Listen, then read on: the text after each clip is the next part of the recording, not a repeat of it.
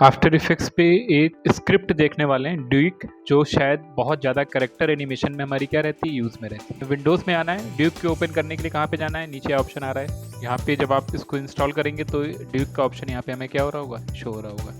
Click करेंगे, पूरा अपने आप में एक कंप्लीट पैनल ये भी है ना दिख रहा है। ठीक, यहाँ पे हम इसको लॉन्च करेंगे तो इसका पूरा यहाँ पे एक यूआई हमें बनता हुआ नज़र आ रहा है। चेक करने के लिए एक कंपोजिशन ले लेते हैं, यहाँ पे किसी भी साइज़ का एक कंपोजिशन अभी हम यहाँ पे क्या कर रहे हैं, क्रिएट कर रहे हैं। अगर ध्यान से देखें तो बाय डिफ़ॉल्ट जो पैनल हमें दिख रहा है वो रिगिंग का पैनल दिख रहा है। इट मीन्स कि अब किसी कैरेक्टर पे कैसे अपना कंट्रोल सेट करें तो उस फॉर्म को हम लोग यहाँ पे क्या बोलते हैं, रिगिंग, है ना। अब रिगिंग क्रिएट करने के लिए उसके यहाँ पे इन्होंने क्या दे रखे हैं, मल्टीपल टूल्स दे रखे हैं, जिनको हम मैनुअल लेवल पे यूज़ करके अपने कैरेक्टर पे रिग करके उसे एक कंट्रोल के साथ मैनेज कर सकते हैं। उसके अलावा भी इन्होंने यहाँ पे एक ऑप्शन दे रखा है हमें क्या, ऑटो रिग। इट मीन्स अगर हमने सही तरीके से कैरेक्टर्स को लेयर में डिज़ाइन किया होगा तो सॉफ्टवेयर उसे अपने अकॉर्डिंग क्या करेगा, ऑटो रिग करेगा, जो कि एक बहुत इसका इफेक्टिव पार्ट है। लेकिन उसके लिए हमें ध्यान रखना होगा जो हम डिज़ाइनिंग करके ला रहे हैं कैरेक्टर्स की, इसी के अकॉर्डिंग लाएँ जो ड्यूक चाहता है, तभी वो उसको सही तरीके से क्या कर पाएगा, सेट कर पाएगा। अदरवाइज हम लोगों को मैनुअल जाना पड़ेगा, है ना। तो यहाँ पे सबसे पहला पार्ट हमने देख रहा है रिगिंग, और रिगिंग को कंट्रोल करने के लिए यहाँ पे कई सारे इन्होंने क्या दिए हमें, ऑप्शन दिए। फिर यहाँ पे ध्यान से देखें तो सबसे पहला जो पैनल भी दिख रहा है एक तरीके से मेन 4 पैनल है। तो ये सबसे पहला पैनल जो दिख रहा है हमें कौन सा दिख रहा है, रिग का दिख रहा है। सेकंड पैनल पे आ रहे हैं यहाँ पे इसके ऑटोमेशंस पे। जब ऑटोमेशंस पे आ रहे हैं तो यहाँ पे कुछ ऑटोमेशन से रिलेटेड हमें क्या दिख रही है, स्क्रिप्ट्स नज़र आ रही हैं। वैसी स्क्रिप्ट है कि जिसमें बगैर कोई कीज़ दी डायरेक्टली ऑटोमेशंस को हम अपने किसी भी शेप पे जब यूज़ करेंगे तो कहीं पे भी कोई कीज़ नहीं दिया होगा, लेकिन हमें उसमें कोई ना कोई मोशंस क्रिएट होता हुआ दिख रहा होगा।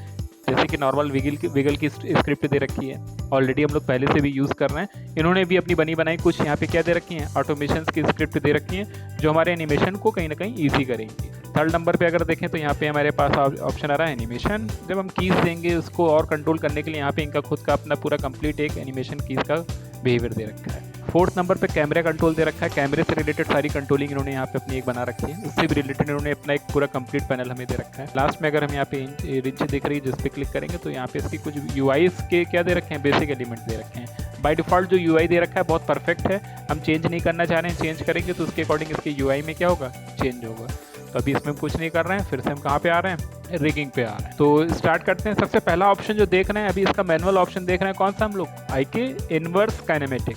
नॉर्मली हम लोग जब पेरेंट चाइल्ड बनाते हैं दैट इज़ फॉरवर्ड काइनेमेटिक, कि जब पेरेंट मूव होता है तभी चाइल्ड मूव होता है ना। फिर जो चाइल्ड का जो चाइल्ड होता है वो भी उसी के अकॉर्डिंग क्या होता है, मूव होता है ना। उल्टा नहीं होता है कि चाइल्ड को मूव कराया और पेरेंट में क्या हो गया, चेंजेस हो गया। ये सारा बिहेवियर हम लोग ने एनिमेट में देखा हुआ है, जब हम लोग ने वहाँ पे भी आईके यूज़ किया था। नॉर्मल जब हम लोग रोटेट करा रहे थे नॉर्मल पेरेंट चाइल्ड रिलेशन, लेकिन जब अपोजिट होने लगे कि चाइल्ड का मूवमेंट इसको इफेक्ट करने लगे पेरेंट को, तो उस सिचुएशन के लिए हम लोग क्या यूज़ करते हैं, आईके, जिसे बोलते हैं इनवर्स काइनेमेटिक। आगे हम 3D सॉफ्टवेयर पढ़ने वाले हैं उसमें भी इसे यूज़ करेंगे। तो यहाँ पे आफ्टर इफेक्ट में इसका आईके कैसे यूज़ करना है उसकी एक सिचुएशन देख रहे हैं। तो फिलहाल के लिए थोड़ी देर के लिए अभी हम क्रॉस कर रहे हैं, बंद कर रहे हैं, कुछ शेपिंग करते हैं ताकि हम उस पर यूज़ करके उसे दिखा पाएँ, है ना। करने के लिए हम बहुत बेसिक शेप लेकर चल रहे हैं अपना। यहाँ पे कौन सा रेक्टेंगल ले लिया हमने, मान लो। फिलहाल के लिए हम कोई स्ट्रोक नहीं देना चाह रहे हैं, तो हमने इसका स्ट्रोक यहाँ से क्या किया, नन कर देना है। तो स्ट्रोक पे आके स्ट्रोक बिहेवियर हमने अपनी शेप का नन किया, केवल हमने फिल कलर रहने दिया है ना। फिल में चलो डिफरेंट कर देते हैं, रेड कलर से येलो कर देते हैं। एक रेक्टेंगल शेप क्रिएट किया, लेयर का सिलेक्शन हटाया ताकि नई शेप हमारी बन पाए। दूसरा हमने शेप यहाँ पे बिहेवियर क्या किया, सिलेक्शन अपना हटाया लेयर से ताकि उसी लेयर पे ही मल्टीपल शेप ना बने, अलग अलग शेप अलग अलग लेयर पे हमारे क्या हो, डिफाइन हो। और एक थर्ड लेयर का हमने यहाँ पे क्या क्रिएट किया, सही है। 3 अलग अलग शेप अलग अलग लेयर पे हमें यहाँ पे डिफाइन होते हुए दिख रहे हैं, है ना। इसको भी हमने अलग क्लिक किया, सिलेक्शन टूल लिया और अपनी पोजीशन अपनी रिक्वायरमेंट के हिसाब से सेट करते हैं। मूव एंकर पॉइंट ऑलरेडी मेरे में अवेलेबल है, तो हमने इसको देखो लेफ्ट से अलाइन किया। इस वाली लेयर पे आ रहे हैं, इसको भी हमने क्या किया, लेफ्ट, और इसे भी लेफ्ट, ठीक है। मान लो इसको हम मान के चल रहे हैं शोल्डर, इंटर पुट कर रहे हैं। रीनेमिंग के लिए हमने यहाँ पे आए और इस पर हमने क्या पुट किया, इंटर SHOL के नाम से हमने इसको डिफाइन किया। नेमिंग बहुत इंपॉर्टेंट है, जब भी हम लोग यहाँ पे क्या यूज़ करें, ड्यूक यूज़ कर रहे हैं तो लेयर्स की नेमिंग हमारे लिए हेल्पफुल बैठेगी हमेशा, है ना। इस पे आ रहे हैं, हमने इसको दे दिया एल्बो। इस पे आ रहे हैं, हमने इसको दे दिया इंटर रिस्ट, ठीक ना। मान लो हमारा ये हैंड का पोर्शन है, ये रिस्ट हो गया, ये एल्बो पोर्शन हो गया और ये हमारा क्या हो गया, शोल्डर हो गया, ठीक। तो जहाँ से हमें अपना गोल सेट करना है, जहाँ से हमें अपना मोशन सेट करना है, हम सबसे पहले उस शेप को अपने क्या कर रहे हैं, सेलेक्ट कर रहे हैं। ठीक है, कहाँ पे जाएंगे, विंडोज़ में आएंगे और यहाँ पे फिर से हम क्या ओपन कर रहे हैं, अपना ड्यूक। रिगिंग पे आ रहे हैं, है ना। आई के डायरेक्टली देने से पहले इस पर एक वैल्यू यूज़ कर रहे हैं, कौन सी, कंट्रोलर्स। ठीक, तो इस पर सबसे पहले अपना एक कंट्रोलर देंगे। कंट्रोलर क्या होगा, एक गाइडलाइन क्रिएट कर देगा हमारे लिए, जो रेंडर पे हमें नज़र नहीं आएगा, लेकिन उससे हम और मल्टीपल चीज़ें क्या कर पाएंगे, कनेक्ट कर पाएंगे। तो हमने यहाँ पे कंट्रोलर पे क्लिक किया। जब हमने कंट्रोलर पे क्लिक किया तो अभी कंट्रोलर हमारा क्रिएट नहीं हुआ यहाँ पे। अब उस कंट्रोलर की क्या बिहेवियर्स हैं वो हमें यहाँ पे क्या हो रहे हैं, शो हो रहे हैं। तो हमारा कंट्रोलर एक्स वाई जेड में तीनों डायरेक्शंस में आराम से मूव हो पाए, उसमें स्केलिंग ना हो अभी फिलहाल के लिए। तो ये ऑप्शन यहाँ पे ये किसका लिए दे रखा है, स्केल के लिए दे रखा है, इसको ऑफ कर रखा है। ठीक, उसका साइज़ हमारे कंट्रोलर का कैसे दिखे, बिग दिख रहा है, ठीक है। उसका कलर कैसा दिखेगा, ब्लू दिखेगा। बाय डिफ़ॉल्ट लेते हुए हमने इसे क्या किया, क्रिएट किया। करा जाए, करते हैं। तो यहाँ पे कुछ इस फॉर्म में हमारा क्या नज़र आने लगा, कंट्रोलर।